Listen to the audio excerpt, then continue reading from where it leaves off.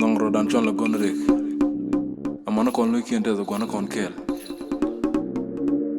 choro cheng chere kat gona dungdu skin na safa kir nuftar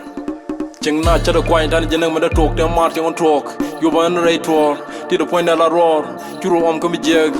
dial chi keng da ko bon chere ke chana kam mo je ke chona dolo kon ker jom dial ku tek nan nor gwineta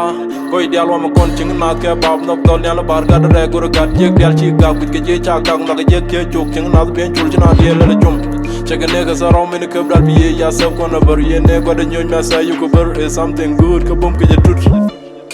churu cheng chere ka jeg dial chi keng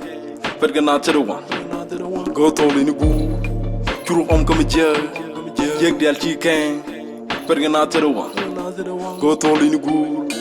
churu cheng chere ka jeg dial chi keng but ga na chere wa go to ni gu churu om kam jeg dial chi keng but ga na chere wa go to ni gu let go in cha dot ching na ka wor china pol che wor gur ge jek che wor ta lo gan wut na den che wot jankel mo ko wan ngan go kon wat ta lo ta ko wat bulan kon che bluet chon je ko che wek we tu nu wi dan ta na bar ka ru de raw no ken wala jek che kech jek dial chi keng ken tin jin barar shooting te kwa de let ken na tas ba ta koret ye tas barada kibera barta len bum mala wut me tan ni wi kal kon dia la bata Kaya nega pak, cuma diang ka pak, ma dog jengye, chu jeng ka bab, ta na ta da, ka ta ne go dek, churu ngi ke dek, dog na te mor, mong ne dial moang. Churu jeng che de ka, jeg dial chi keng, bet ga na te wan, go to li ni gu,